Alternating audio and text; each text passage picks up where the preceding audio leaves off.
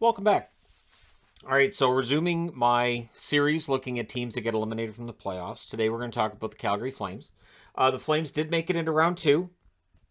I don't think this season will be considered a rousing success for the Calgary Flames because now there's a lot of uncertainty and there's some pretty big names that are due for new contracts. So there's a lot of work to be done here by Brad Treliving. And while he's trying to figure out how much money the guys should get paid, he also has to figure out where things went wrong against the Edmonton Oilers. The first round, they just squeaked by Dallas 4-3 because Jake Ottinger was fantastic.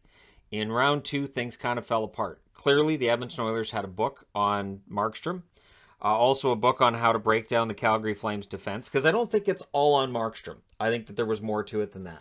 I've seen people saying, well, it should have been Vladar for the fifth game.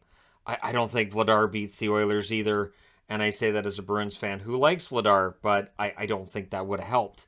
So they lose in 5 games against the Oilers, and this is where the questions, of course, will just only get louder. They finished the season 50-21-11. 111-point season is a success no matter what way you slice it. The regular season was good, and their April record was 10-3-2. So again, I'll come back to the power rankings discussion of they had a very good run going into the playoffs, high on the power rankings, and then in the playoffs, the Oilers found a way to break them down. So their scoring leaders in the playoffs, Johnny Gaudreau, 12 games, 3 goals, 11 assists, 14 points. All indications are Gaudreau wants to stay in Calgary, and Calgary wants to keep him. The price tag and the length of that contract is going to be interesting to see what they come out with. Matthew Tkachuk, 12 games, 4 goals, 6 assists, 10 points for him. He's saying he wants to stay in Calgary. He wants to sign a long-term deal. So those are 2 huge pieces of this lineup that, again, Brad Treliving has to decide term. He has to decide the money and, work this out as quickly as possible. Elias Lindholm, 12 games, 5 goals, 4 assists, 9 points. Backlund, 12 games, 5 goals, 3 assists, 8 points. Now, for Backlund, the offense is a bonus. Defensively, he's very solid. And I thought Backlund had a very good run in the playoffs. I actually of the 4, I was most impressed with Backlund against the Oilers. Rasmus Andersson, 12 games, 3 goals, 3 assists. The same exact numbers as Andrew Mangiapane. Now, Mangiapane had a fantastic regular season. Although the goal scoring tailed off in the second half of the year, he's due for a new contract as well. The goaltending numbers in the playoffs, Markstrom ends up 5-7 with a .901 save percentage. Vladar came in relief once, didn't allow a goal, so his save percentage is perfect. But again, I really don't think going to Vladar in Game 5 would have worked. I don't think that, and again, we'll never know, right? We can speculate on that forever, and I'm sure some will. But I think this was just a matter of Markstrom, who had a very good round against Dallas, looked shaky at times. Dallas wasn't able to take advantage. Edmonton did. Regular season scoring, Johnny Gaudreau, 40 goals, 75 assists for 115 points. Career high. Can he get there again? Probably not. I mean, career years happen. But is he a 90, 95-point player next year? That's highly likely, right? Matthew Tkachuk, 42 goals, 62 assists, 104 points. So again, if you're the GM, you have to decide 2 guys with over 100 points, how much are they worth? And if your goal is winning a Stanley Cup, who gets you there the best and who gets you there the fastest? And, how is this all going to work out? Elias Lindholm, 42 goals, 40 assists, 82 points for him. He's also a finalist for the Selke. Mangiapane ends up with 35 goals on the season, 20 assists, 55 points. At times this year, it looked like he might hit 40. Early in the season, it was like, could he hit 50? He ends up at 35, which is a very respectable total. Rasmus Andersson, 4 goals, 46 assists for 50 points. Andersson was very good.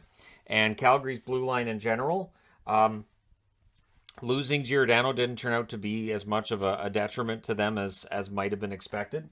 On the goaltending front, Markstrom, 37, 15, and 9, 922 save percentage. And again, I thought he was better in the first half of the season than he probably was in the second half of the season. However, here we are, and his contract is just past year 2 now in Calgary. Dan Vladar, 13, 6, and 2 with a 906 save percentage. So again, I don't know. I think that if you put Vladar in net, you likely give the Oilers something different to look at, but while he plays different than Markstrom, I just don't know that necessarily makes a huge difference. So when we look at their playoffs, again, it was night and day between the series with Dallas, where you could go make yourself dinner, come back, and nothing's happened while you're gone. But in that series against Edmonton was just bonkers and crazy, and I don't think that's the kind of hockey that's going to suit Calgary going forward, and definitely not the kind of hockey that Daryl Sutter wants to coach. So another question that has to be asked is, this lineup, is it suited to the style that Daryl Sutter got the Kings to the Cup in 2012 and 2014? If there are parts of this lineup that don't suit what would work for Sutter, if this team's going to have a maximum level of success, how do you fix that? Now, when we look at their last decade when it comes to playoffs, they missed the playoffs regularly. They didn't make it in 2013 or 2014. 2015 they did. They lost in the second round against the Ducks in 5 games. 2016, no playoffs. 2017, they get swept in the first round by the Ducks yet again. 2018, no playoffs. 2019, they lost in the first round against Colorado in 5. They won the first game in that series as well, and it looked like they might run Colorado out of the arena. 2020, Dallas beats them in the first round in 6. And then, of course, they missed the playoffs last year in the Canadian division before making the playoffs this year and losing in the second round. So twice in the last 4 years, 2019 and 2022, they have put up tremendous regular season numbers. And 2019, they lost in the first round, and this time around, they lost in the second round. So, I don't think we're going to view this season as a resounding success, though the regular season was very good. So their pending UFAs, it is quite the list. So if you look at cap friendly, they have, I think it's like 26 million plus in cap space. Woohoo! Well, that's 26 million in cap space that they just let everybody go, and if they do, it's not going to be a woohoo moment. So Carpenter, UFA, they brought him at the deadline, probably goes. Goudreau, they want to keep him. He wants to stay. How much is that worth? Is he a $10 million plus price tag? Is it an $8 million plus price tag? What price tag does he become non-workable as a Calgary Flame? And that 115-point season, it's going to be hard to argue he's not worth at least $9.5 million a year. Yarncroke came in as a rental. I think he played okay, but he didn't get the goals that I think they wanted from him in a support role. Would not be surprised to see him hit the market. Lewis, decent bottom 6 forward. They want to bring him back. They can. Same with Brett Ritchie. Goodbranson, honestly, has fit in better in Calgary than I think he has in with the number of teams he's played with recently. So I think Goodbranson probably would want to stay in Calgary, and I think they'd be interested in bringing him back. And then on the blue line, you've also got Stone and Zadorov. Stone, my guess is he becomes a UFA and they sign him in October, because that seems to be generally the case. Whereas with Zadorov, he's big, he's a good defenseman, but I think with looking at how things broke down, and everybody points fingers at Markstrom, the blue line didn't help him out either. So I think there's something to be said for the idea that maybe fixing the blue line is important, and figuring out who stays and who goes, again, could decide the fate of the general manager in the coming years. Restricted free agents, there's not a name on this list that's not key. Starting with Mangiapane, who should be worth, I would think, a 35-goal season. He's got to be worth, what, $5 million? At least. And again, I don't know that he gets to 35 goals again next year, but if we can agree he's going to be a 25-goal scorer from here, it's got to be worth $4.5 million, right? I would think comparable to what Brian Rust just got in Pittsburgh. And then you've got Tkachuk. Tkachuk's going to get a lot of money. And if the Flames don't find a way to sign him, if eligible for an offer sheet he would likely get. I would not be surprised to see him get one. Matthew Tkachuk is a really solid forward who I think at some point in time should have a Stanley Cup ring. We'll see if that does happen. And then there's Shillington. Shillington, who was kind of an afterthought for most. I have been talking about Shillington and how much I have liked Shillington for years. And this year he played really, really well. So how much is that worth? And again, the question being for how long? Because the longer-term contracts can be those ones that handcuff a team. So it's really key to give the long-term contracts to the right players, the bridge contracts to the right players, and to have all that figured out. So I think ideally they wanted to have some of these guys signed. I think if Tkachuk could have been signed midway through the season, that's optimal. If Johnny Gaudreau had signed an extension in January or February, we weren't having this discussion now, that would be optimal. But here we are, because the Calgary Flames have shown they can make the playoffs. They're not getting over that hump. So how you get over that hump is really important to figure out, how the Oilers take them apart, and how to put it all back together and fix it.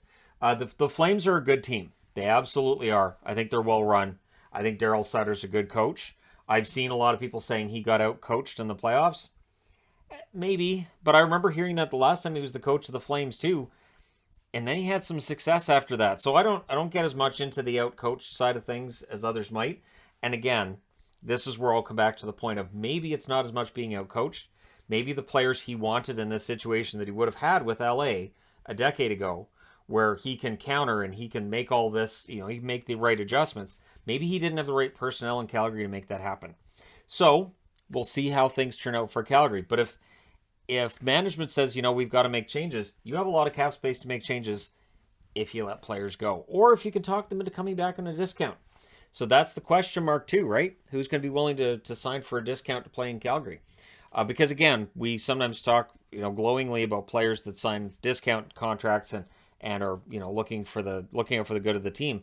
But players don't have to do that. And I think that demonizing players that are like, I'd like to get paid market value, I think that's weird.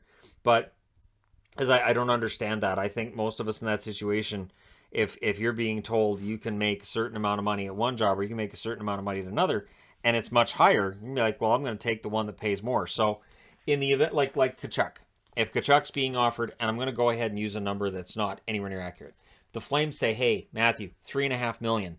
And then the Blues come in and go, we'll give you $6 million on an offer sheet. And again, that's much lower than what he would actually get. I know that. But would we really be that mad at him for saying, I'm going to take that extra money and go there? And again, yes, there would be fans that would boo him. There'd be fans that would be mad, and you sold out. What a greedy player he is. But, I mean, if it's an extra couple of $1 million, and so we'll see. We'll see how this all turns out. Because, and I've mentioned this in other videos too, when you see somebody on the UFA list and you go, well, he'll be back, we don't really know. We have learned in recent seasons we don't really know who's actually going to leave a team and who isn't. So I don't make any assumptions when I do these videos at the end of the season because we've been surprised before. So let me know your thoughts. How do you fix the Calgary Flames? Who do you bring in? Who do you not bring in? And what do you think was their undoing? Was it defense? Was it Markstrom? Was it both?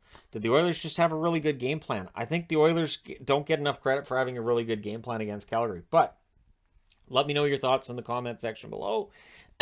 As always, don't forget to hit like and subscribe if you're browsing your way through. You just happened upon this video. And hey, thank you guys so much for watching, for all your support. I will talk to you again soon.